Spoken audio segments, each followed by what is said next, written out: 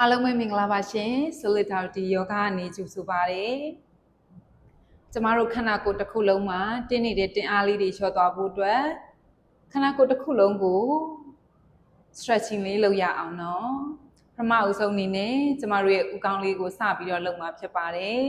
ညာဘက်လက်လေးပုံမြှောက်လိုက်မယ်လက်မောင်းနှစ်ရွက်ကဘယ်နှထင်လေးကိုကိုင်းမယ်ညာဘက်ခြမ်းကိုဆွဲချမယ်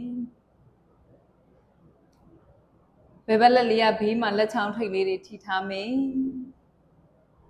ရှုသွင်းရှုထုတ်လေးနဲ့နေပေးမယ်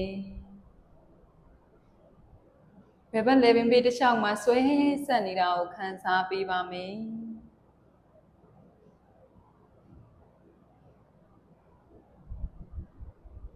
ရှုသွင်းမိလက်ကလေးပုံစံဖြည်းဖြည်းချင်းလေးဖြန့်ချမယ်ဘယ်ဘက်လက်လေးယူလာမယ်ရှုသွင်းမယ်လက်မောင်းနှစ်ရွက်ကညာနှစ်ထင်လေးကိုကိုင်းရှုထုတ်မယ်ဒီမှာညာလက်လေးကကြမ်းပြင်မှာလက်ထိပ်လေးတွေထိထားတယ်မျက်နှာလေးကိုတသားလေးထားပေးရမှာဖြစ်ပါတယ်နော်ကိုယ့်ရဲ့လှုပ်ရှားမှုလေးတွေကိုတတိကပ်ရပါမယ်ရှုသွင်းရှုထုတ်လေးနဲ့နေပေးရပါမယ်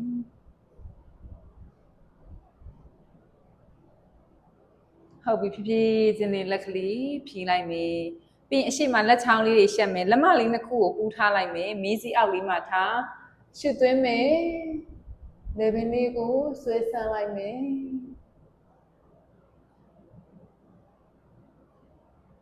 နောက်ကျော်လေးတွေတင်းနေတာကိုခံစားရလိမ့်မယ်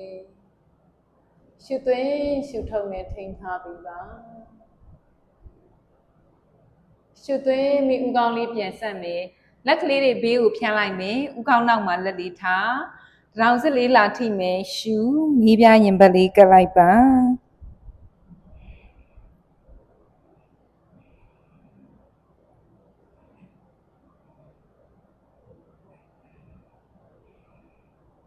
ဒီမှာခါးလေးတွေကြောလေးတွေဆန့်ထားပါမယ်ရှုသွင်းမယ်ဥကောင်းလေးမှတောင်စစ်လေးတွေဘေးကိုဖြန်းလိုက်မယ်လက်ဖွားလေးပေါ်ကိုလှန်ချလိုက်ပါကိုယ့်ရဲ့နောက်ကျော်လေးလက်မောင်းချိုင်နေဆွဲဆန့်နေတာကိုခံစားပြီးမယ်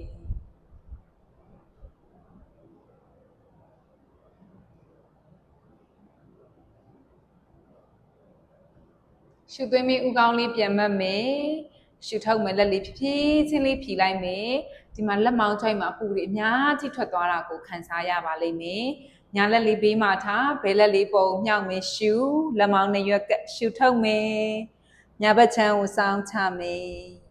ရှုသွင်းမယ်လက်လေးပြန်ဆက်မယ်ရှုထုတ်မယ်လက်ကလေးဖြန့်ပြီးပြန်ချဒါဆိုညာဘက်ချမ်းလေးကိုမြှောက်ရှုထုတ်မယ်ဘယ်ဘက်ကိုစောင်းချမယ်ရှုသွင်းမယ်ပြန်ဆန်းရှုထုတ်မယ်ရှုသွင်းမယ်ဘေးရှုထုတ်မယ်ညာကိုစောင်း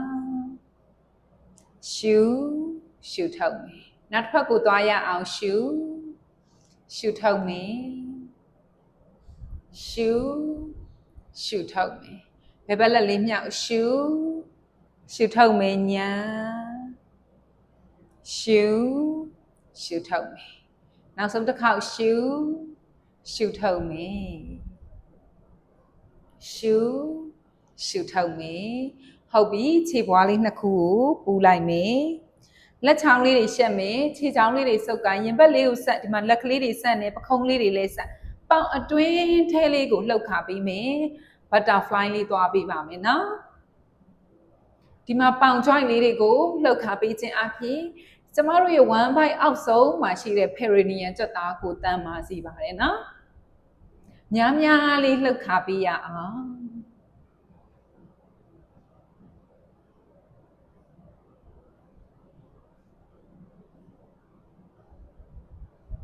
30 စက္ကန့်ကနေပြီးတော့10 မိနစ်အထိသွားလို့ရပါတယ်နော်ဟုတ်ပြီဖြည်းဖြည်းချင်းလေးညှိလိုက်မယ်ဒီမှာလက်ကလေးတွေကခန္ဓာကိုယ်နဲ့ကပ်ထားတယ်ရင်ဘတ်လေးဆန့်နေဥကောင်းလေးရှေ့ကိုကြည့်ရှုထုတ်ပြီးတော့ထိန်းထားမယ်5 4 3 2 1ရှုသွင်းမယ်ဖြည်းဖြည်းချင်းလေးပြန်ထားမယ်ရှုထုတ်မယ်လက်ကလေးတွေဖြီးဒူးဘော်လေးတင်ထားမယ်ထောင်လေးတွေထောင်ထားတယ်အရင်ဆုံးညာဘက်ထောင်လေးကိုဆက်မယ်ဒီမှာဘယ်အနောက်လေးကိုလှည့်ပြီးတော့ဟိုးနောက်ကိုလှမ်းကြည့်မယ် ဒီမှာရှုသွင်းရှုထုတ်လေး5ချိန်နေပေးရအောင် 5 4 3 2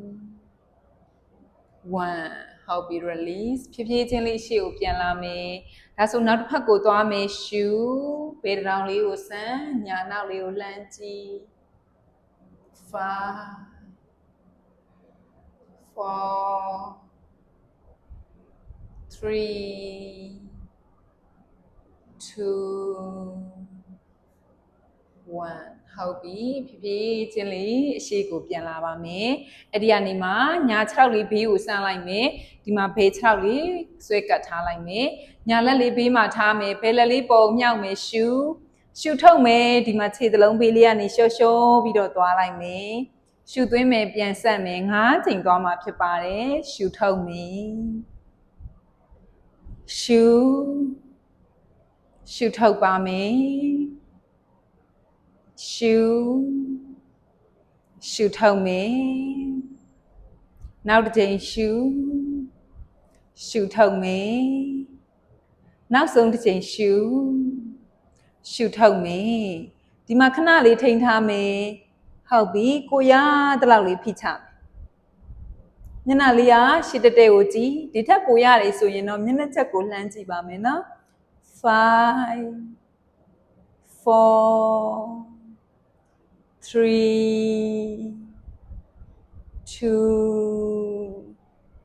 1ရှုသွင်းမယ်ရှုထုတ်မယ်ဖြည်းဖြည်းချင်းလေးလျှော့လိုက်မယ်ကျမတို့ရဲ့ခါးဘေးတွေဒီမှာပေါင်အနောက်တွေဆွဲဆန့်သွားတာကိုခံစားရလိမ့်မယ်ဒါဆိုဒီတိုင်းလေးနောက်တစ်ဖက်ကိုသွားမှာဖြစ်ပါတယ်ရှင်ညာဘက်ဒူးလေးကွေးလိုက်မယ်ဘဲ6လေးဘေးကိုဆန့်လိုက်တချို့ကဒီလောက်ရချင်မှလည်းရသေးလိမ့်မယ်ကိစ္စမရှိပါဘူးကျမတို့ရှားတလောက်လေးမှပဲသွားပေးရမှာဖြစ်ပါတယ်နော်ဟုတ်ပြီဘဲလက်လေးဘေးမှာတင်ထားတယ်ညာလက်လေးပုံမြောက်လက်မောင်းနှစ်ရွက်ကပ်မယ်ရှုထုတ်မယ်ဘယ်ဘက်ကိုစောင်းချမယ်ရှုခါလေးပြန်ဆက်ရှုထုတ်မယ်ရှုထုတ်မယ်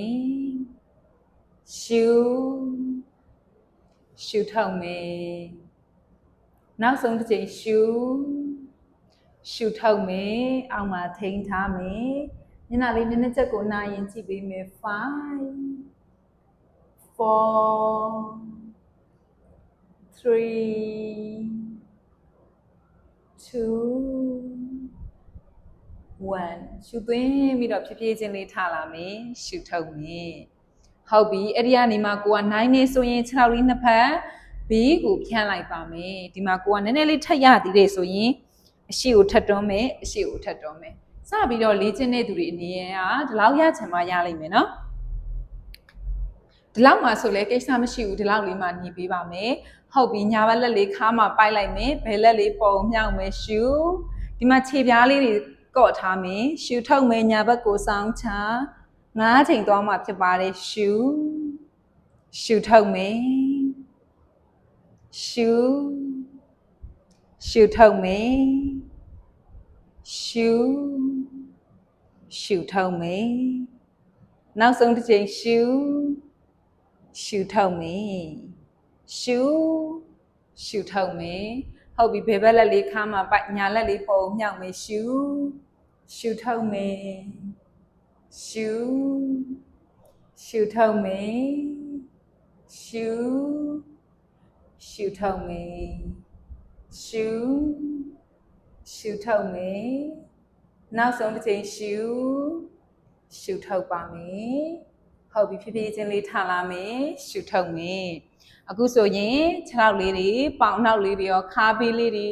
လက်မောင်းလေးတွေဒီမှာလက်ဖြားလေးတွေအထိပါပါတယ်နော်ဥကောင်းကောခန္ဓာကိုယ်တစ်ခုလုံးမှာရှိတဲ့အကြောလေးတွေကိုလျှော့ပေးသွားတာဖြစ်ပါတယ်ရှင်လိုက်လုပ်ကြည့်ပြီးတော့ကျန်းမာတဲ့နေ့ရက်တွေကိုပိုင်ဆိုင်နိုင်ကြပါစေရှင်အားလုံးကိုကျေးဇူးတင်ပါတယ်တတား